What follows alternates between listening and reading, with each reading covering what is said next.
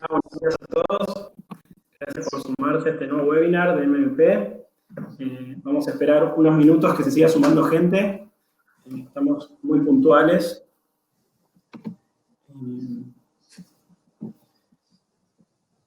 Bueno, un nuevo webinar. Hacía mucho tiempo que no hacíamos un webinar. Nos pareció súper importante este tema, que es una causa que nos interesa y nos moviliza un montón. Así que no dudamos en buscar muy buenas panelistas, muy buenos exponentes para hablar de este tema, que ahora les vamos a presentar, y contar un poco experiencias, sobre todo compartir experiencias y ver también qué está pasando, no solo a nivel Argentina, sino también a nivel regional. Exactamente. Bueno, muchísimas gracias por acompañarnos. La idea de este encuentro es compartir, con nuestras panelistas que son especializadas la capacidad de las normas de motorizar ciertos cambios que la sociedad por sí sola no ha podido impulsar. Y en este sentido está muy bueno como disparador la resolución 34 del 2020 que la IGJ publicó hace un par de semanas y que establece un cupo para ciertas empresas, asociaciones civiles y fundaciones, a partir del cual el 50% de sus órganos de administración tienen que estar compuestos por mujeres.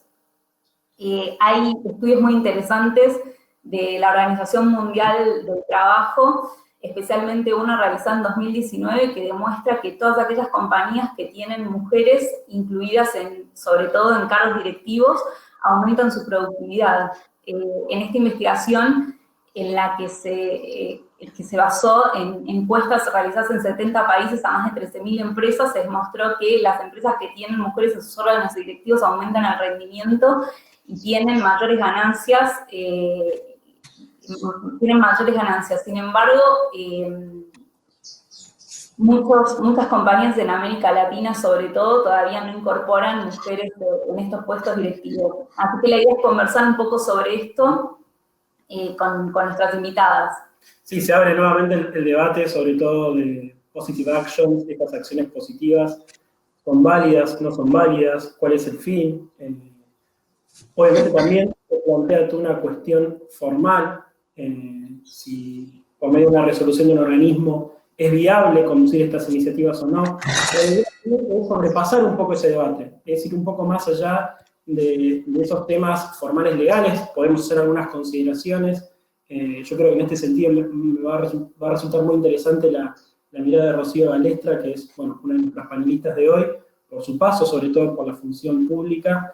Pero la invitación también a todos es dejar un poco esas barreras formales, ¿no?, a un costado y poder indagar un poco más allá, ¿no? Y también lo bueno de nuestras invitadas, nuestras panelistas, es que son mujeres que han llegado a tener puestos directivos o tienen puestos directivos, y entonces la verdad que también pueden dar testimonio de lo que es llegar a puestos de dirección en compañías, en organizaciones, que pueden ser multinacionales o no, pero que están en Latinoamérica, están en una cultura latinoamericana,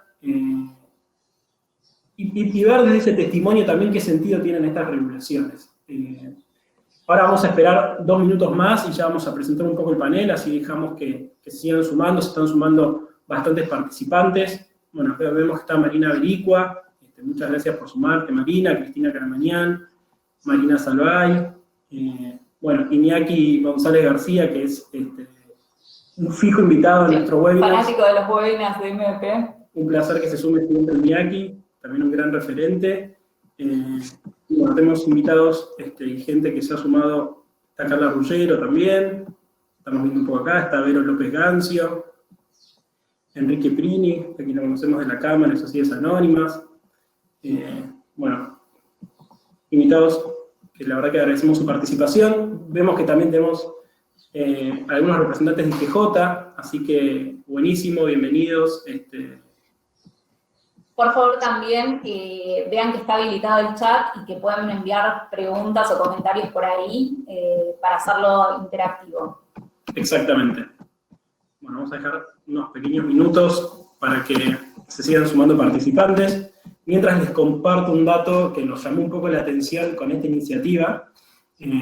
Nosotros tenemos una serie de webinars, ya hicimos varios webinars, En general, analizando un poco la estadística de esos webinars, los participantes generalmente tenemos 60-75% de hombres y el resto son mujeres. Y generalmente tenemos una participación promedio de 200 participantes.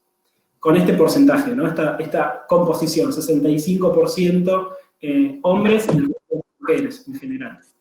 Nos llamó mucho la atención que en esta iniciativa el 95% de los participantes, casi el 95%, un poquito menos, fueron mujeres.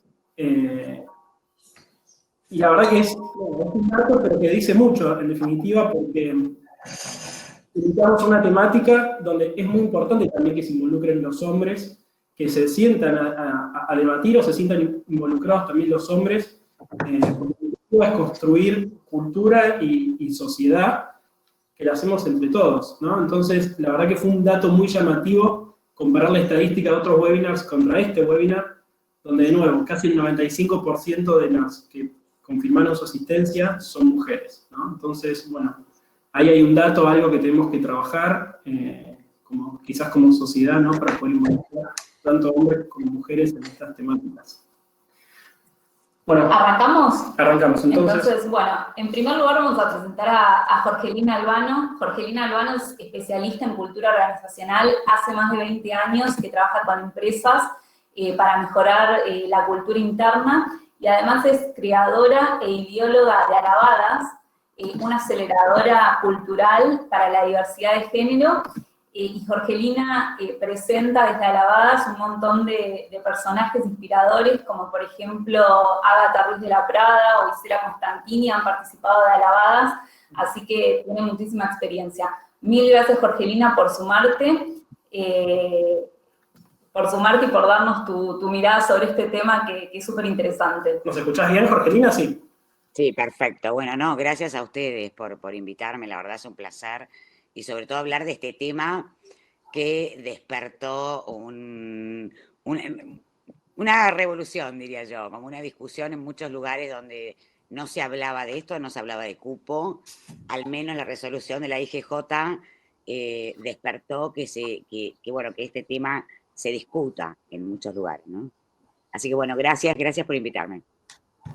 Excelente. Jorgelina, ¿cómo es el mapa de situación en Iberoamérica con respecto a la diversidad, con respecto a la participación de mujeres en cargos directivos?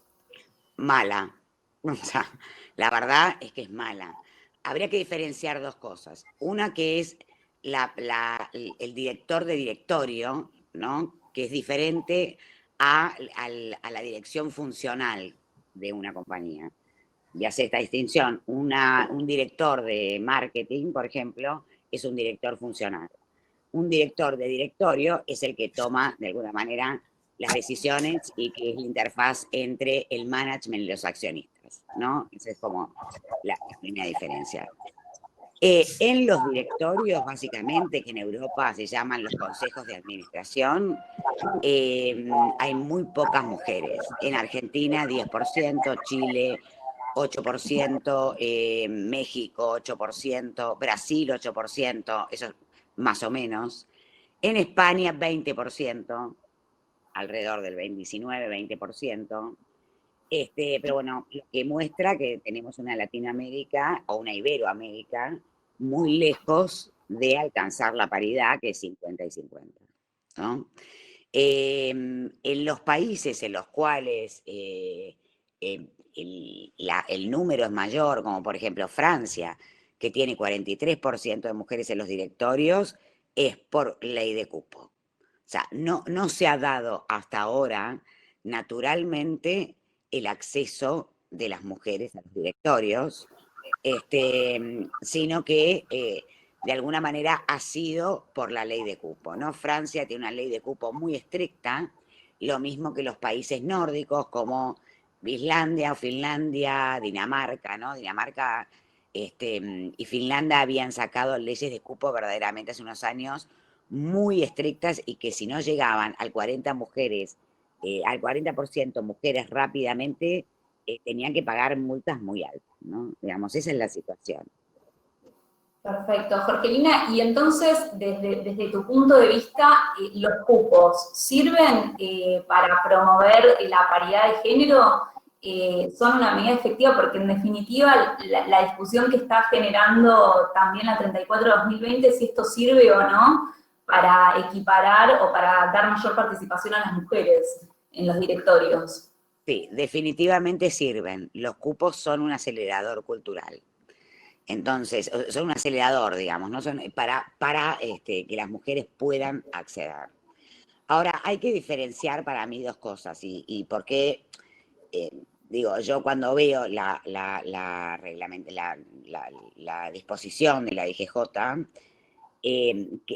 ¿qué me hace ruido? ¿No? Digo, los cupos, en principio, deberían existir en las empresas más grandes quizás, ¿no? Esa debería ser la posibilidad de cupo, donde no tenés 2 directores, tenés 5 directores, 6 directores, 10 directores, ¿no?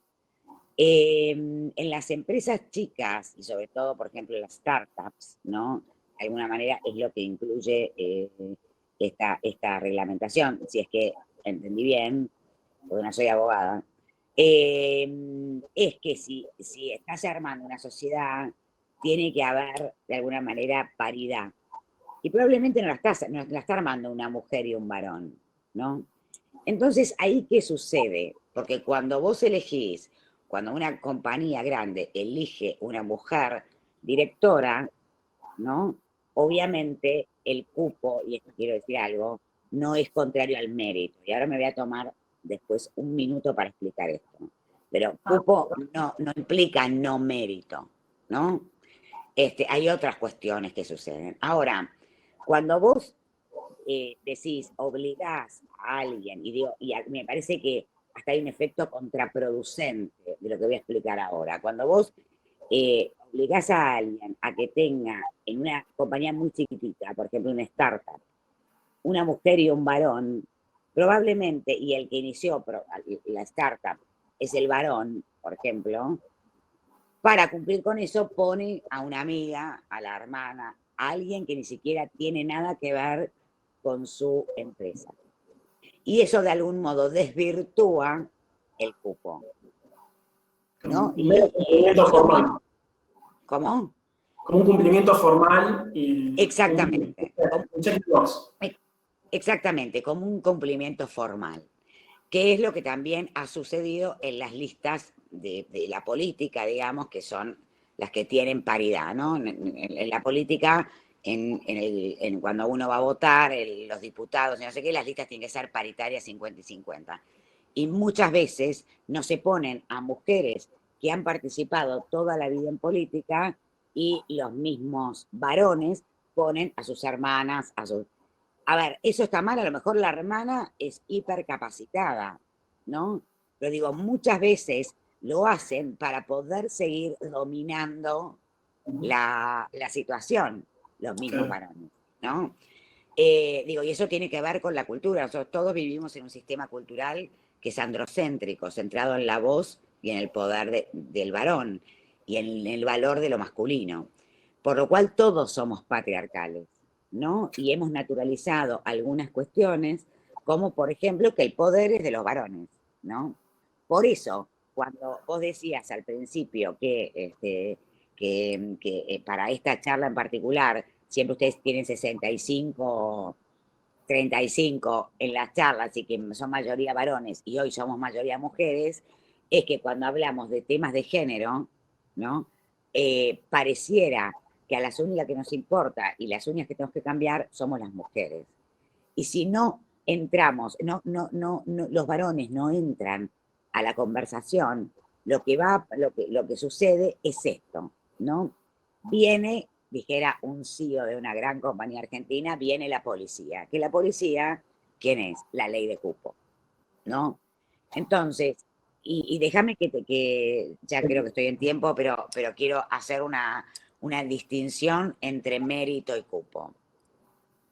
La meritocracia es un sistema de gobierno que supone que las personas más calificadas ocupan los lugares de mayor jerarquía.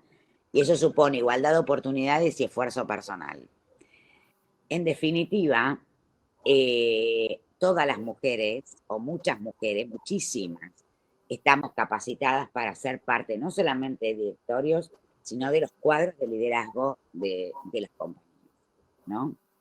Hay algo que está en la cultura que tiene que ver incluso con la diferencia de los cuerpos, que es que las mujeres tenemos la capacidad de gestar, parir y lactar, donde desde la base, desde el vamos, desde toda la historia de la humanidad, a las mujeres nos dieron un rol y a los varones le dieron otro rol, ¿no? Y de alguna manera eso se transformó en estereotipos, que se transformaron en sesgos de género, que de alguna manera nos hicieron naturalizar todo lo que está sucediendo hoy, ¿no? Naturalizar que la mujer es la que cuida a los hijos, naturalizar que el varón es el que tiene el poder, ¿no? Y eso de alguna manera impide el acceso de las mujeres. Ahora, mujeres formadas, hoy hay más mujeres en las universidades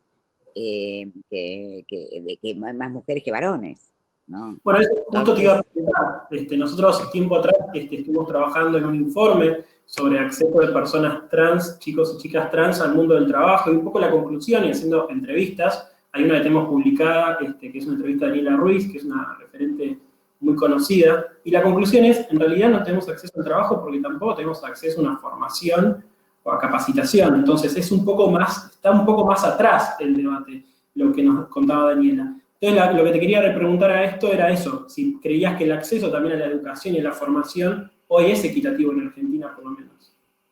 El acceso a la educación, sí, lo que no, viste, el World Economic Forum mide 4 aspectos en el mundo, ¿no? Como 4 verticales: participación de las mujeres en política, brecha económica de género, acceso a la educación y a la salud igualitaria.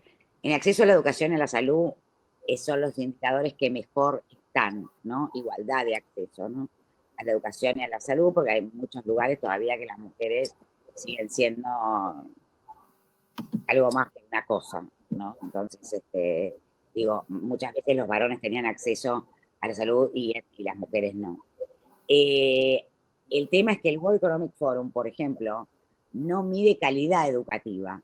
Entonces, en Argentina tenemos igualdad de acceso, porque la salud y la educación es gratuita. Ahora, no mide calidad, por lo cual no sabemos, o sea, si está bien, digamos, está muy bien que sea igualitario el acceso, por supuesto, ¿no? O sea, eso es indiscutible, pero no mide la calidad, por lo cual no sabemos a esas niñas, ¿no? Que hoy se están educando en una educación pública, a dónde pueden llegar, porque en definitiva no se está midiendo la calidad, digamos, o se está midiendo muy poco, ¿no? Y los que peores están, los indicadores que peores están son brecha económica y participación en política. Y la brecha económica, y este es un dato que es importante de resaltar, el año pasado, o sea, en el 2019, fue el World Economic Forum, lo mide en cantidad de años para llegar a la igualdad, de 208 años. En el 2018 fue eso, en el 2020 aumentó en 53 años, la brecha. Y esto tiene que ver con mujeres que no tienen acceso al capital, por ejemplo, para emprender, mujeres que no tienen acceso, por ejemplo, a compañías donde la posibilidad de ganar más es por ejemplo, en las tecnológicas, ¿no? Que no es necesariamente eso, pero bueno, y con trabajos que son la feminización de ciertos trabajos también no ayuda y que son fácilmente también automatizables, ¿no? Así que bueno, es eso. Perfecto. Muchas gracias, bueno, Jorge, muy interesante. Y nada, sí, tus comentarios realmente súper interesantes, y la verdad es que el tema es realmente, importante. Sí. No, invitamos a todos también a ver tu portal de lavadas.com, que están muy buenas las entrevistas que tenés y los testimonios, de personalidades hasta como Michelle Bachelet, o la referente de Naciones Unidas para la mujer, ¿no? Excelentes testimonios. Sí. Bueno, gracias a ustedes. Gracias a ustedes por invitarme. Bueno, muchas gracias y después al final por ahí hacemos unas preguntas, el que quiera hacerle preguntas a Jorgelina. Ahora tenemos a Romina Benvenuti. Romina es Deputy General Counsel de Latinoamérica de HSBC y Head de Legal de México, está basada en México. Romy, muchas gracias por sumarte a este webinar. ¿Nos escuchás bien? Sí, los escucho perfecto y gracias por la invitación. Saludos a todos desde México. Bueno, muchas gracias, Romy. Bueno, Romy en un puesto de dirección y un puesto regional donde vos tenés acceso, digamos, a las distintas culturas que tenemos dentro de Latinoamérica, en definitiva, y teniendo además un puesto de dirección, viviéndolo en primera persona, contar un poco cómo es tu experiencia, cómo vivís ser directora de una compañía multinacional siendo mujer, y teniendo una posición regional. ¿Y cuál es la percepción que vos tenés, ¿no?, de la región sobre la participación de mujeres en cargos directivos? Bueno, les cuento un poco sobre HSBC para que entiendan cómo permea el tema de la diversidad y la inclusión en la cultura de la empresa. Somos 235.000 empleados a nivel global, tenemos presencia en 70 países, somos muy fuertes en Asia y en UK, que es donde está la casa matriz, pero también hay presencia en Europa continental, en el Medio Oriente, en Canadá, en Estados Unidos y en Latinoamérica. En Latinoamérica en particular estamos presentes aquí en México, que es el hub de la región, y tenemos presencia en Argentina, en Chile, en Uruguay, en Brasil, y 2 oficinas de representación pequeñas en Perú y en Colombia. Con lo cual, como se imaginarán, somos una empresa muy diversa, y nuestros clientes, nuestra base de clientes también es muy diversa. Ofrecemos servicios desde a personas físicas hasta multinacionales. Como bien dijiste, tengo una posición regional y en mis reuniones de equipo globales, representando la región, esa diversidad se ve en el día a día. Mi colega de Medio Oriente tiene preocupaciones sobre la ley islámica, mi colega de Hong Kong tiene preocupaciones por la tensión entre Hong Kong y China, yo tengo otras preocupaciones en la región, con lo cual sí es una empresa muy diversa. Nosotros no tenemos cupos en cuanto a equidad de género, pero sí medimos esto para saber cómo están las distintas regiones y los distintos equipos en términos de equidad de género. Lo que sí hay es un programa de educación muy grande y acciones concretas de empoderamiento al talento femenino para que las mujeres puedan cada vez más acceder a posiciones de dirección. La parte cultural y la parte de educación está liderada por los propios empleados. Los empleados tenemos grupos de afinidad, uno de ellos se llama Balance, que está orientado a equidad de género, del cual soy parte, y está centralizado, o sea, toda la gestión se hace desde UK, empleados de UK empujan como actividad paralela a sus actividades del día a día este grupo de afinidad, y tienen presencia en todos los países, y por el otro lado tienen una red de embajadores globales, que tengo la fortuna de haber sido elegida una de las 200 embajadores globales del ERG de Balance, y nosotros nos ocupamos de permear el mensaje de la equidad de género en nuestros equipos, a nuestros niveles, para que esto sea el ADN de la empresa y el día a día. En mi rol de Global Balance Ambassador, justo me ocupo de dar charlas sobre este tema, de escuchar a los equipos para entender bien cuáles son los frenos que ven en el día a día en sus carreras, en sus desarrollos profesionales, para entender cómo podemos solucionarlo.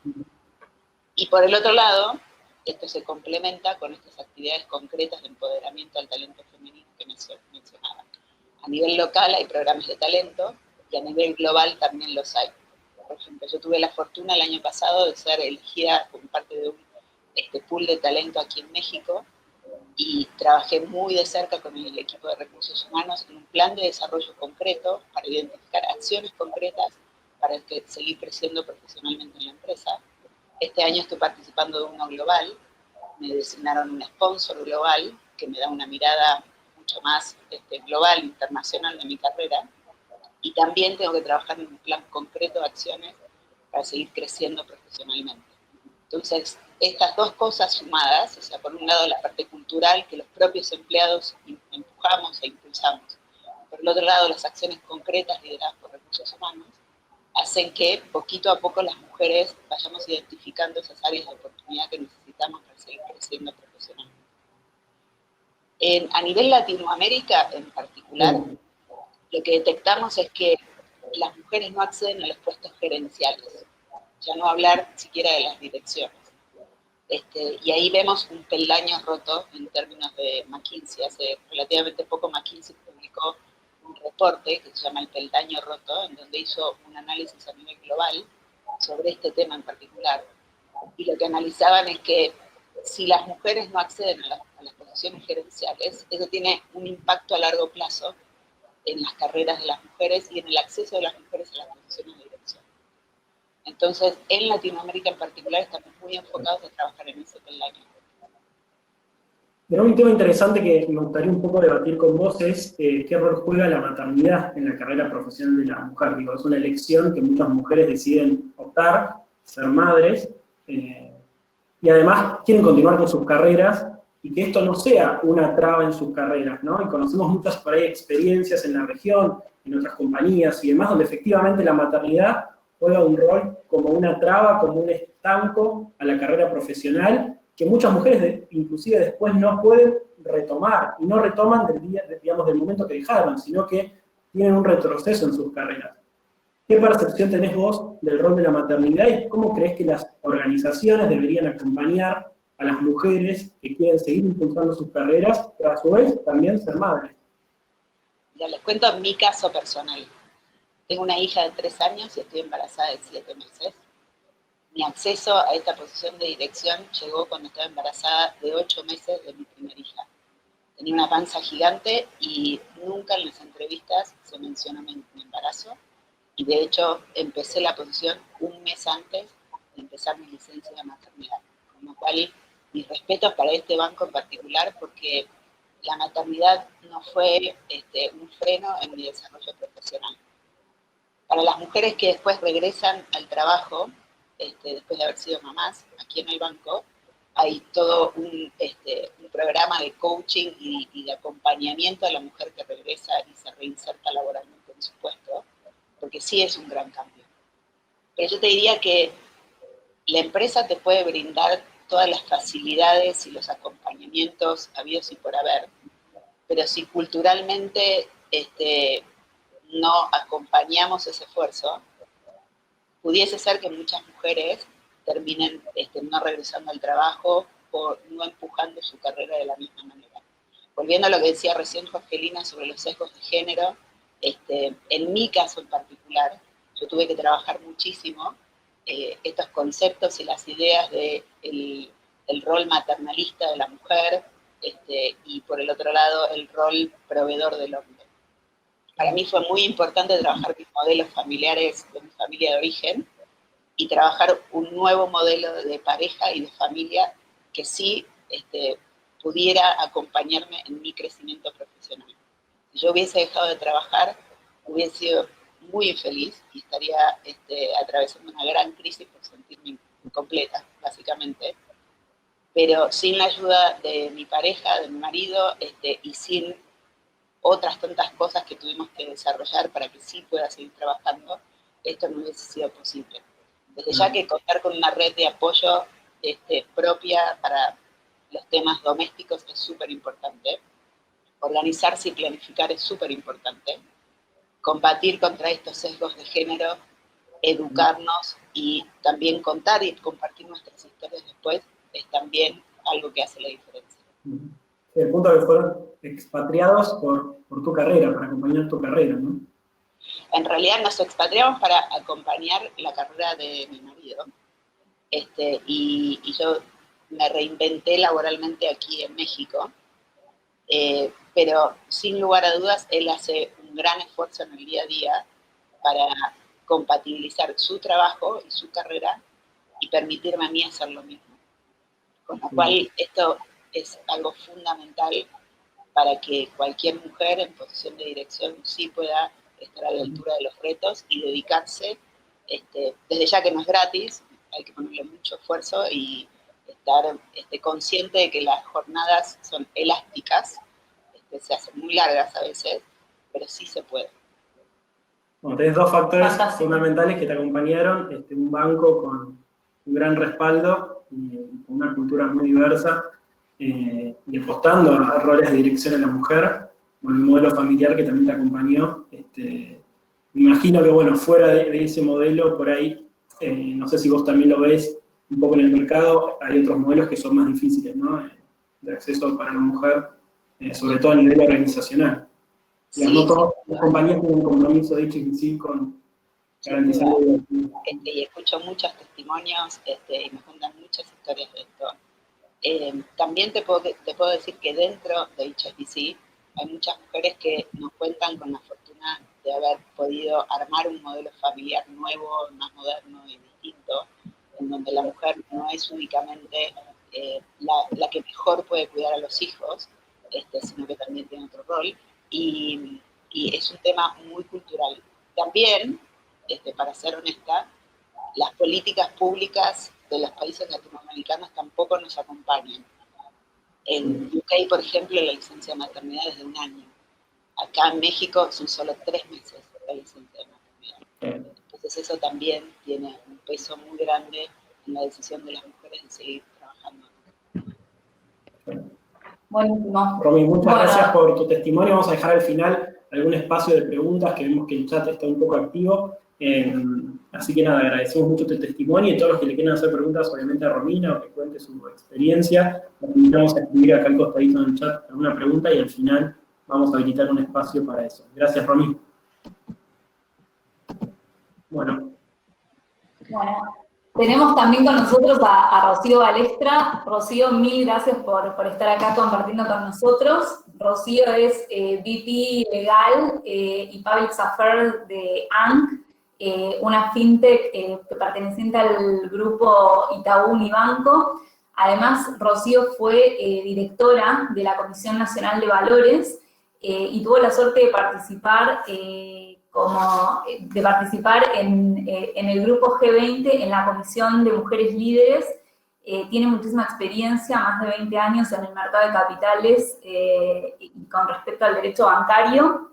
y un rol muy clave. Y un rol clave en la reformulación de normas de la CNB. De la CNB, sí, exactamente. Rocío participó activamente y lideró la reestructuración o la reforma de las recomendaciones de gobierno corporativo que están actualmente vigentes en la CNB, y también participó en la Comisión de Gobierno Corporativo de la OCDE, que revisa todos estos asuntos. Así que, Rocío, de nuevo, mil gracias por estar acá.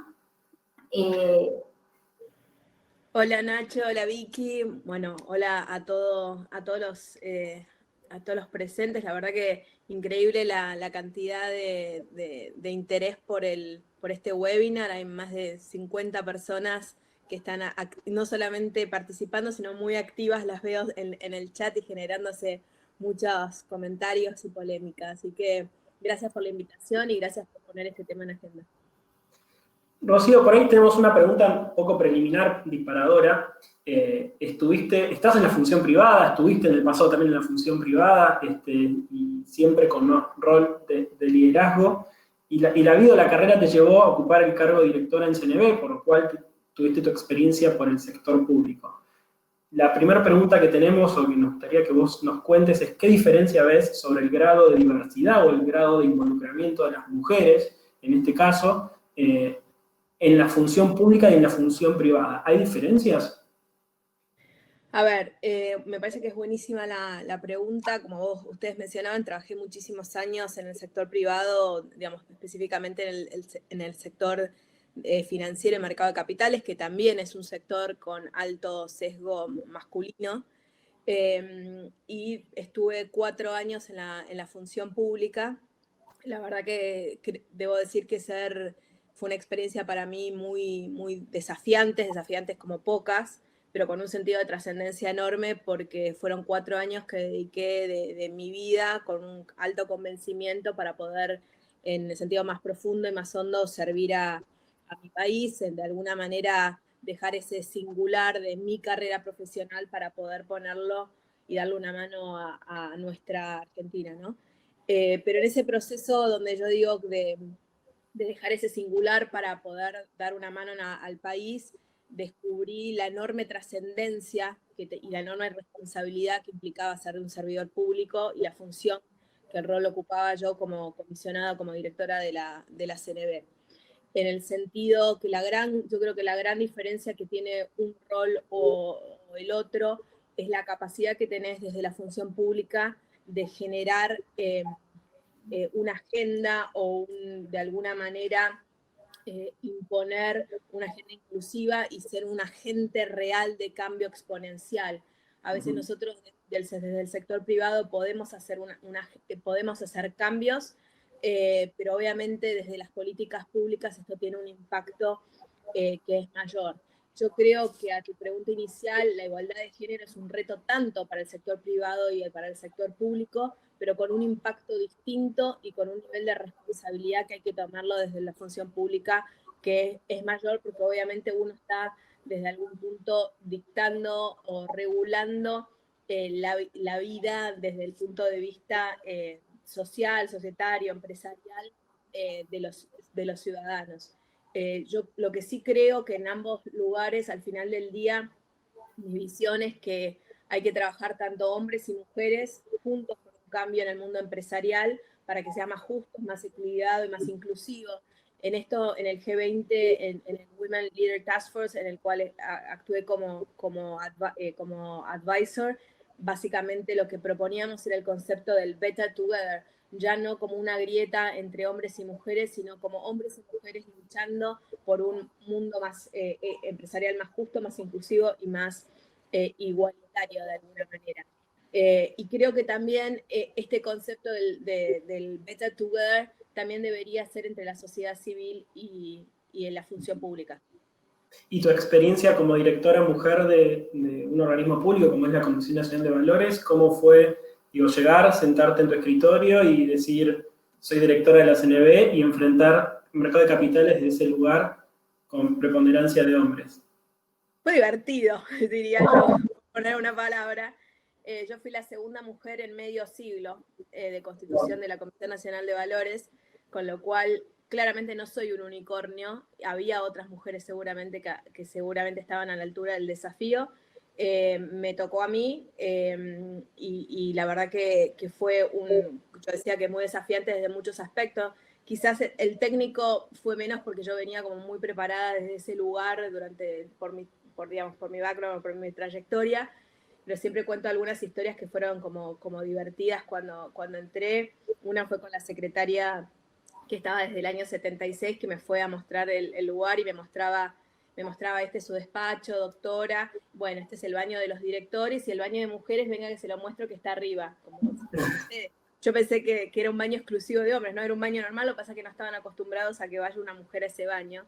O en Casa Rosada, cuando llegué a una reunión con el ministro de Finanzas, secretario de Finanzas, discutiendo un tema súper complejo, alguien del sector privado se acerca y me pide el Wi-Fi. Yo lo miro como diciendo, digamos, yo no soy de Haití, pero no te preocupes, que si esto ayuda para que aceleremos la reunión, yo voy y lo busco, no te hagas problema. Y claramente les costó, digamos, cuando esa persona se dio cuenta quién era, finalmente se quería esconder abajo de la silla, y yo decía, qué loco, ¿no? Digamos, no debería esta persona sentir, digamos, avergonzado por su comentario, por quién soy yo, por mi rol, porque es Romina Menuti, Jorgelina de Alabadas, o porque soy Rocío Balestra, sino porque tiene ese sesgo que piensa porque hay una mujer joven, o digamos, eso le puede costar. Una dirección de conducción y de liderazgo. Claro, eso igual se fue rompiendo, fui ganando mi lugar. De hecho, yo, digamos, logré de alguna manera imponer cierta agenda de inclusión dentro de la CNB, como contaba Vicky, porque siempre me sentí desde algún punto de vista que no quería tener lo que se llama el síndrome de la abeja reina, la persona que llegó, está en esa posición, pero no ayuda, no mentorea, no coachea a diferentes mujeres para que de alguna manera puedan seguir, porque quiere ser la única que está sentada en esa silla, ¿no? Entonces, ahí fue donde levanté la mano, hablé con los jefes de gabinete de la Nación, hasta la vicepresidenta de la Nación en su momento, ministro de Economía, y les pedí esa ayuda, ese he for she, y ahí empezamos con iniciativas, los call to action, como the Bell for Gender Equality, donde tuvimos un amplio apoyo de, digamos, muchísimos hombres que vinieron a apoyar esta iniciativa para generar estos cambios. También en la CNB generamos el primer lactario. Parece algo como simple, pero bueno, es un cambio de mentalidad, de repente que una mujer no tenga que vivir su maternidad y el periodo de lactancia en un baño común, sino tener su espacio exclusivo. Bueno, atando un poco con lo que contaba Romina sobre su proceso de maternidad, vos también viste tu proceso de maternidad en la función pública. ¿Cómo fue eso? Es verdad, era gracioso, casi se desmayaban cuando yo aparecía con mi panza gigante en las reuniones en el ministerio, o me veían, sobre todo me pasaba localmente que veían que yo andaba con una panza gigante diciéndoles me voy mañana a Hong Kong a una reunión, o tengo reunión en OSD en París para representar a Argentina, estaba como representante, y creo que fue también mostrarles que se puede hacer y se puede vivir la maternidad desde un lugar distinto. Yo trabajé hasta las semana 41 sin problema, digamos, rompí bolsa yendo a CNB, digamos, era la anécdota, estaban todos desesperados, creo que desde que estaba embarazada, desde los 3 meses, diciendo no vengas, quédate, y no sé qué, y creo que fue también cambiar esos sesgos y mostrar que se puede tener una vida profesional activa y tener una vida, digamos, de maternidad o de femineidad también, que pueden ir de la mano y se pueden complementar, así que eso fue creo que un cambio cultural muy, muy grande desde, no sé si ejemplo es la palabra, pero desde mostrar cómo se pueden hacer las cosas. Pero sí, digamos, también creo que más allá de los call to action, nosotros hicimos un cambio importante que fue la resolución 797. Bueno, eso te íbamos a preguntar porque, digamos, una de las iniciativas públicas, y bueno, conozco que le pusiste muchísimo de tu parte en eso, fue poder reformar o reabrir el debate sobre los lineamientos del Código de Gobierno Corporativo e incluir dentro de las recomendaciones la diversidad en la composición de los directorios como una clave al momento de evaluar, digamos, a las emisoras el estándar de gobierno corporativo que tienen, que no, si bien no dejan de ser recomendaciones, digo, no, un poco una diferencia con la 34, digo, no, hablamos de una recomendación y no de una norma imperativa, que la podemos cuestionar o no. Pusiste el tema sobre la mesa, lo incorporaste regulatoriamente en el Código de Gobierno Societario. ¿Cómo fue ese proceso? ¿Y cómo te acompañaron especialmente las empresas que iban a estar afectadas, ¿no? Las emisoras? Sí. A ver, yo creo, la verdad que fue para mí el Código de Gobierno Societario fue literalmente un hito de nuestra gestión en CNB. Este capítulo en particular, para mí, como yo decía, era un tema muy importante a nivel personal para generar estos cambios y este cambio de mentalidad que yo veía. Siempre yo digo una frase que es one is lonely. Cuando vos estás sola, digamos, en una reunión, ahí veía a Cristina Karamian, que decía que también estuvo en lugares siendo la única mujer, una voz no es voz, y a veces es muy difícil generar los consensos, y en eso coincido, y por eso es que luché activamente para que esta recomendación se incorpore dentro del código. Yo creo que el código fue un poquito más allá, no solamente habló del tema de la necesidad habló de la diversidad en sentido más amplio, no solamente en temas de mujeres. Yo espero que el tema de mujeres esté superado para cuando mi hija Lexi tenga, no sé, 20 años. Espero que eso sea, y hablemos de otras cuestiones que pueden, de otras minorías, otras cuestiones, que básicamente las políticas discriminatorias o las de políticas remunerativas o los puestos de liderazgo realmente haya una diversidad en el sentido más profundo, no únicamente de género. Nosotros, ¿por qué lo pensamos de esta manera? Nosotros, cuando veíamos ir por un cupo, como hacían algunos países, obviamente acá Joaquín habló de muchos cupos de género, en muchos lugares del mundo siempre hay como distintas disquisiciones respecto de cuando son empresas públicas, cuando son empresas privadas, cuando el tamaño y la proporcionalidad y la flexibilidad es un factor clave, a mi modo de ver, cuando uno hace las políticas públicas. Nosotros, de alguna manera, lo pensamos y dijimos, nosotros recomendamos esto porque es la mejor práctica a nivel internacional. Y cuando los inversores vienen a ver cuál es la empresa en la que quieren invertir, se fijan esto. Entonces, por eso es recomendable tenerlo, y porque realmente creemos que las mujeres los directorios diversos aportan valor y generan una diferencia. Ahora, en materia de obligatoriedad, nosotros pensamos que era mejor generar un espacio dentro del mercado mismo, que sea el mercado quien lo decida a estas políticas, y así se generó el panel de buenas gobernanzas dentro de bolsas y mercados argentinos, de BIMA, generándose un panel diferenciado de mejores prácticas. Ahí están las empresas más importantes que adoptan voluntariamente estas prácticas, donde, por ejemplo, eso es de carácter obligatorio, tener una mujer en su directorio.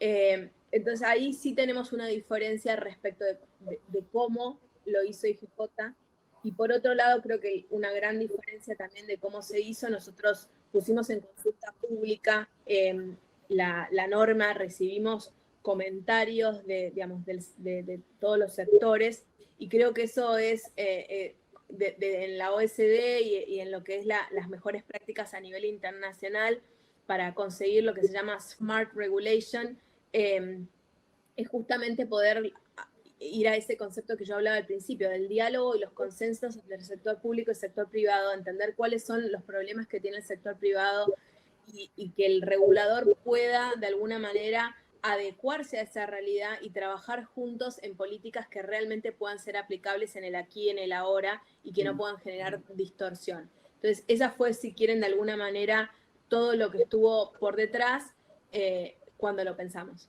Entonces, si te pregunto ahora sobre la resolución 34 de IGJ, puedo diferir que tu postura va a ser ok con el fondo, me parece interesante, está bien, no estoy tan de acuerdo con la forma. A ver, yo creo, lo primero para mí que hay que desterrar, creo que a nivel general, como sociedad y como argentinos, me parece que es la respuesta binaria a favor o en contra. También creo que sobre este tema en particular, creo que hay que desterrar el tema cupo mata mérito. Digamos, son dos conceptos, me parece que hay que son estériles para mí desde el punto de vista de la diversidad y la igualdad. Me parece que creo que estamos todos de acuerdo, y que creo que si uno pusiese en cualquier esfera, en cualquier reunión, decir que digamos, que no tener una diversidad y la igualdad de género no es importante, nadie se animaría a decir que digamos, que eso no es así. También nos contaban recién los datos del World Economic Forum de los 200 años. Si vos decís que algo es bueno y que va a tardar 200 años en implementarse, el silogismo y la conclusión lógica debería decir tenemos que ir por este camino. Ahora,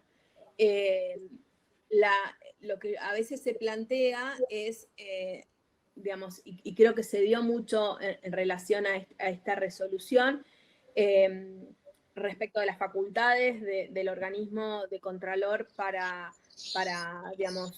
hacer lo que hizo, si no debería de alguna manera estar apuntado a normas de carácter local, dado el carácter de fiscalización y de registro que tiene IGJ sobre la jurisdicción en la que está.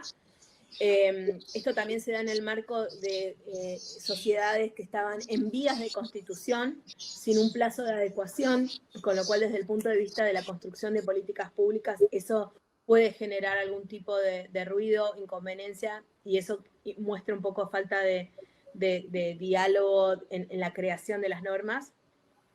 Yo por eso siempre insisto que de alguna manera la consulta pública es el camino, el diálogo es el camino en lo que es la manera de ir hacia la creación de normas que tengan buen impacto y evitar quizás una norma que buscaba algo bueno se distorsione en el medio y genere ruidos en este sentido. Perfecto. Bueno, muchísimas gracias, Rocío. Quedamos entonces hasta el final por algunas consultas, por algunas preguntas del público. Y ahora presentamos a Paula Vieira. Paula, muchas gracias por estar acá. Paula es socia de fusiones y adquisiciones del estudio Mato Filho, una de las firmas más grandes de Brasil, que cuenta con más de 600 abogados y es especialista en M&As y derecho corporativo. Sí, Paula, bueno, nada, muchas gracias por sumarte. Nos encanta tenerte como referente de Mato Filho, más allá de ser uno de los principales o más grandes estudios de de Brasil. Es un estudio en Brasil muy conocido por su compromiso en cuestiones de diversidad, en cuestiones de inclusión, y con muchas acciones positivas en ese sentido. Así que nos pareció muy interesante, Paula, tenerte no solo para que nos cuentes tu experiencia y cómo es la regulación en Brasil, sino también para que nos cuentes qué pasa puertas adentro en Matofilios como una organización muy referente en estos temas. Bueno, por la invitación. Mi conexión, justo ahora que voy a hablar, está un poco instable, pero vamos a te escuchamos bien, no te vemos por momentos, pero te escuchamos muy bien.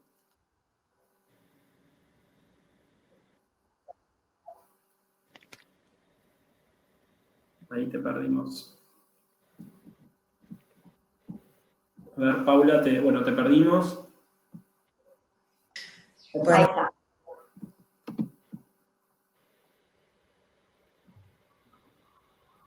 Bueno, justo tenemos unos problemas de conexión con Paula. Ahí está nuevamente. Creo que se está volviendo a conectar. Mientras tanto, quien quiera ir preparando alguna pregunta, ahí está Paula otra vez. Paula, te tenemos. Sí. Bueno, perdón, pero no escuché la pregunta. No sé si... No, era solo te hicimos ahora tu presentación y la presentación un poco de Matos. sí, claro. Claro, perfecto. Para nosotros como estudio, en prácticas o modelos a seguir, ¿no? Sí, perfecto. Bueno, en primer lugar fue excelente escuchar las primeras mujeres que hablaron, muy impresionantes sus historias y fue muy bueno tener el punto de vista desde México y Argentina. Yo creo que en América Latina tenemos algunas cuestiones mucho parecidas entre los países y en Brasil yo creo que aunque tenemos una cultura diferente y una lengua diferente, tenemos los mismos desafíos y la charla es similar en todos los espacios, ¿no?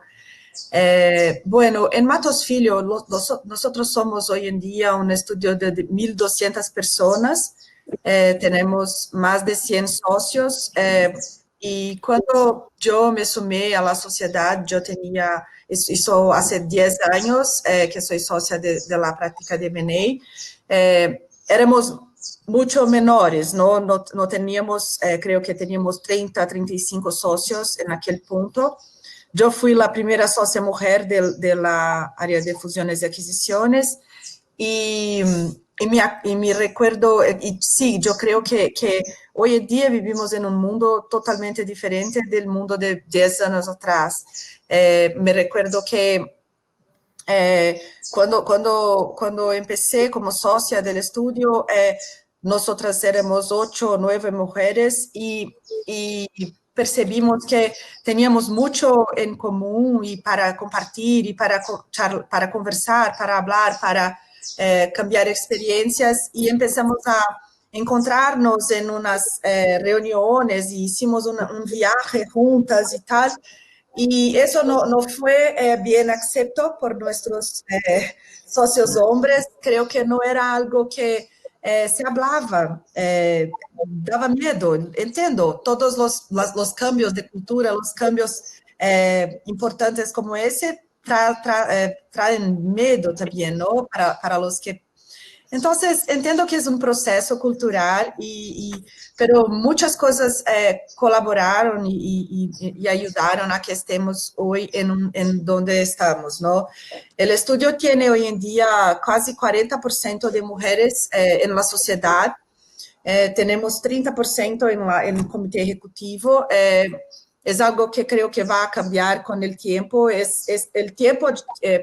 simplesmente ya nos muestra que es un proceso inevitable, ¿no? Tener paridad de género en la sociedad y probablemente una mejor paridad en el comité ejecutivo, porque simplemente hay muchas mujeres subiendo, ascendiendo en la carrera como abogadas y bueno, ¿cómo empezamos esta jornada, ¿no?, de diversidad en Matos Filho, lo principal fue el engajamento, perdón porque voy a hablar algunas palabras en portugués, el engajamento del liderazgo, ¿no? Nuestro socio director, aquella época, es un hombre extremadamente progresista y moderno y busca libertad y conceptos de equidad, de paridad, de una forma muy genuina, y entonces él llamó a todas las socias mujeres y nos invitó y nos dijo tenemos que mirar más profundamente al tema de equidad de género. Les invito a que piensen sobre eso y que empiecen algo sobre eso. Si no van a hacerlo, yo voy a hacerlo. Entonces, yo y algunas otras socias de nuestro estudio montamos un comité, como se hace en muchos lugares, para empezar a hablar sobre equidad de género. Y empezamos con dos iniciativas, una que fue la creación de awareness, entonces traer gente de afuera para hablar sobre equidad de género en Brasil. Tuvimos personas de la ONU, personas de McKinsey, siempre con un cuidado para para tener siempre un discurso pro-business. Disculpa, en ese momento en Brasil y en este momento en Brasil no tenías tampoco regulación o ninguna normativa que obligaba a las empresas o a tener tipo de más. No tenemos algo así, solo tenemos recomendaciones. Tenemos cupos raciales en las universidades, pero no para mujeres. No hay nada para las compañías de gobernanza y tal. Todo el trabajo de Matos Filho fue un trabajo voluntario, una mejor práctica corporativa, sin ninguna obligación, digamos, normativa. Sí, total, sí, seguramente. Nosotros ya teníamos una dedicación muy fuerte con el pro bono del estudio, con la abogacía gratuita, y teníamos como uno de los pilares del pro bono el combate a la violencia doméstica. Creo que eso se sumó a una ideología, una mentalidad de hacer el camino para las mujeres en nuestro estudio más tranquilo y más obvio, ¿no? Porque entonces tuvimos que estudiar mucho, porque no es un tema que sin estudio se avanza, tienes que entender del tema. Y entonces empezamos con esta creación de awareness. Hicimos un diagnóstico interno para entender si teníamos alguna barrera, algún obstáculo para el crecimiento de mujeres. Y lo que percibimos es que había mucha percepción sobre obstáculos, pero eso no se veía, no se refletía en diferencias en la carrera de las mujeres. No había diferencias salariales, no había diferencia en la progresión de carrera, pero perdíamos mujeres durante entonces, cuando llegaban a un nivel más senior y empezaban a pensar en ser madres y tal, salían. Y yo vi muchas mujeres saliendo en estas situaciones y creo que es necesaria mucha abertura, mucho diálogo para que, y palestras como esta, aunque solo mujeres nos miren, siempre va a tener una mujer que va a tener un clic en aquel momento y va a entender cómo es importante escuchar que hay ejemplos, hay otros role models, es posible, ¿no? Y a veces yo entendí mucho y me vi en los comentarios de la directora de JustBC con un autoconocimiento es muy importante, porque tienes que saber lo que quieres, tienes que saber cómo se comporta durante su vida. Nosotros somos solo una, ¿no? Si tenemos que ser madres, socia de un estudio, o directora de un banco, directora de una bolsa de valores, lo que seamos, somos una. Entonces, si vamos a buscar una dedicación para los hijos y para la casa, así como en el trabajo, no vamos a lograr éxito en algo o vamos a quedarnos muy cansadas, ¿entiendes? Entonces, creo que es necesario buscar apoyo dentro de casa, con su pareja, con familia, con quien pueda, sino hablar en su ambiente de trabajo sobre cómo es posible conciliar las cosas y tal. Y empezamos a hablar sobre... Perdón. No, adelante. Sí. Y empezamos a hablar sobre eso en Matos Filho, ¿no? Un diálogo más abierto, más fácil sobre maternidad. Con este diagnóstico vimos que había mucha dificultad con el tema de maternidad. Y empezamos a hablar sobre licencia paternidad, pero yo creo que una cosa muy importante que pasó fue que con el movimiento de mujeres empezaron otros grupos de afinidad. Un abogado homosexual del estudio llegó a nuestro socio director y dijo, mira, queremos tener un grupo de afinidad, así como las mujeres lo tienen. Y nuestro socio director le dijo, claro, vas adelante, dime cómo quieren hacerlo, qué necesitan, y vamos a hacer eso. Y se reunieron y empezó lo que llamamos de M-Friendly, que fue un gran suceso porque movilizó mucho a las personas de nuestro estudio. Este tipo de cosa va humanizando el ambiente de trabajo, ¿no? Va haciendo con que las personas estén más tranquilas, se sientan aceptadas.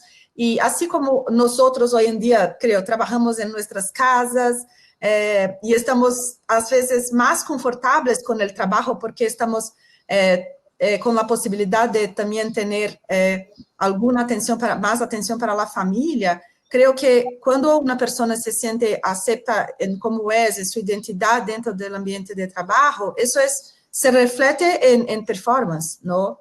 Totalmente. Se refleje en ambiente de trabajo más humano, más tranquilo, más... En definitiva, es tratar de equiparar las condiciones para poder competir en el mercado laboral, porque cuando quizás alguien no se siente minoría, no tiene ninguna traba porque tiene que dividir su vida en otros aspectos, como la maternidad, digamos, en definitiva está compitiendo de igual a igual con el que no tiene esos problemas. Entonces, es una carrera desventajosa.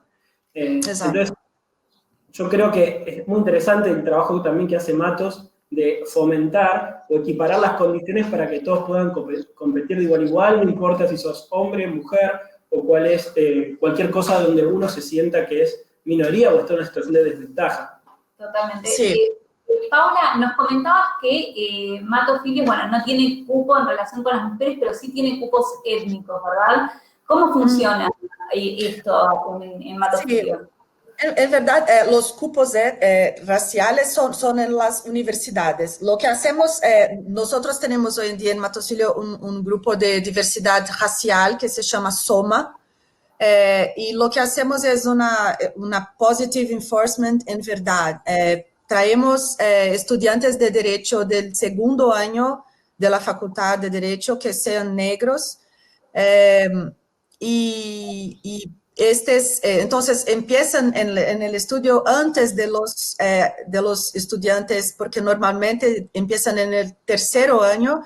Entonces estos estudiantes negros empiezan antes y van familiarizándose con, por ejemplo, ofrecemos cursos de inglés para los que no tienen un buen inglés, o entonces si vemos que hay algún otro tipo de necesidad educacional, les ayudamos para que cuando lleguen los estudiantes más privilegiados, blancos, que estudiaron siempre en escuelas de primera línea, los negros ya están más competitivos, ¿no? Y eso cambió mucho el ambiente también, porque en Brasil la cuestión racial, no sé, yo creo que eso no pasa en Argentina, no tienen esta cuestión, pero 50% de la población es negra y, por tanto, 25% de la población es de mujeres negras. Cuando se habla sobre diferencia de equidad de género en Brasil, hay una diferencia no solo entre mujeres y hombres, pero entre mujeres negras, hombres negros, mujeres blancas, hombres blancos. Las mujeres negras son las menos privilegiadas, son la base, en verdad, de la sociedad. Y hoy en día, cuando estás en un ascensor en el estudio, siempre encuentras un abogado o una abogada negra. Es algo que renova, ¿no? Trae realmente una mirada diferente. Creo que es muy benéfico para el ambiente de trabajo. Y también crea la posibilidad de tenermos role models, que yo creo que son muy importantes. Es necesario ver que es posible estar en un puesto más importante. Es necesario que los más jóvenes vean que si se llega allá y es posible y somos felices, estamos realizadas en nuestras carreras y tenemos hijos y hijas y es eso, y traemos trabajo tan bien cuanto un hombre, ¿no? Así, nuestro estudio solo crece en términos de receta, facturación, de 15 a 20% por año hace 10 años. Sí, creo que es un súper buen ejemplo, ¿no? De cómo la diversidad agrega valor a las organizaciones, ¿no? Total. Sí, Paula, creo que de tu exposición, creo que sé la respuesta, o me imagino tu respuesta, pero ¿qué pensás vos sobre las positive actions, sobre normativas que impongan cupos o demás, a favor, en contra? Sí. ¿Cuál es tu... Bueno, yo pienso que así, si me preguntas solo si soy a favor o contra, yo creo que no sé darte una respuesta simple, sí o no, porque pienso que hay otras cosas para pensar. Creo que crear un cupo sin ninguna otra iniciativa, sin ninguna otra cosa que va junto con eso, es malo, porque un cupo es una de las iniciativas que pueden llevar a una equidad, ¿no?, de género. Yo creo que no es fundamental. Yo creo que junto con un cupo es necesario que tengas un entrenamiento para que una organización sepa que si busca talentos femeninos, va a encontrar buenos talentos femeninos. Hay muchos talentos femeninos que simplesmente no llegan a un nivel de tener la misma oportunidad. Entonces, pienso que un cupo, junto con otras iniciativas, puede ser benéfico, ¿no? Puede ayudar a acelerar el cambios. Pero, claro, es muy posible que se vea una situación como la que fue descrita. Una compañía chica, tienen que cumplir el cupo, van a poner la hermana que no tiene ninguna voz, ninguna experiencia y no sería la mejor persona para el rol. Entonces, en esta situación yo creo que es muy mala, pero creo que así, el mundo está cambiando muy rápido en este tema. Así como cambia muy rápido para más conservadorismo también, lo que vemos hoy en día en Brasil y en Estados Unidos, discusiones y cosas que yo no imaginaba escuchar. No sé si es la facilidad de acceso a información que nos ha hecho tener más acceso a ideas tan conservadoras, pero yo creo que el mundo cambió mucho con ONU y su He for She, fue muy importante para el mundo corporativo. El movimiento Me Too, yo creo que fue muy importante para que se hable más sobre asedio sexual. Entonces, creo que es inevitable el cambio, pero si se identifica una necesidad de refuerzo afirmativo, yo creo que no es malo, desde que se haga de una manera bien hecha, ¿no? Desde que es eso que pienso. Con otras políticas y con otras iniciativas. Sí. Bueno, Paula, agradecemos mucho tu exposición y tu experiencia en Brasil y como socia de Matos, y bueno, y toda la experiencia de Matos, que es súper interesante y referente, por lo menos para nosotros, así que muchas gracias por sumarte a este webinar, Paula. Yo les agradezco, fue un placer estar aquí y hablar en portuñol para ustedes. No, muy bien tu oportunidad. Teníamos como un espacio de preguntas, la verdad que ya nos pasamos 10 minutos, así que no vamos a hacer el espacio de preguntas. Igualmente, nada, todo el que quiera mandar algún mail o algún mensaje, bienvenido sea. Nada, y también en realidad más que preguntas en el chat, lo que vimos fueron muchos mensajes de apoyo, preponderantemente, obviamente, de mujeres, a todas las exposiciones de todas nuestras oradoras. Así que bueno, nosotros vamos a cerrar este webinar, agradecer mucho, bueno, a Jorgelina Albanos de Alabada, con una experiencia formidable y con un montón de datos científicos sobre el tema muy interesantes. Volvemos a invitar a que visiten el sitio de jorgelinaalabadas.com y vean los testimonios de referentes muy importantes.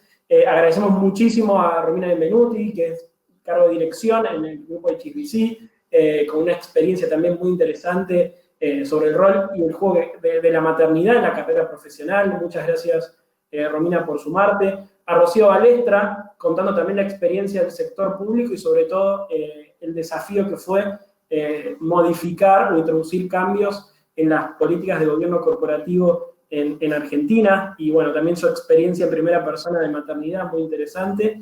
Y bueno, y por último, Paula, te volvemos a agradecer a vos y a Mato Filios porque es muy interesante también tu exposición y el panorama de qué pasa en Brasil y en tu estudio Puertas para Adentro.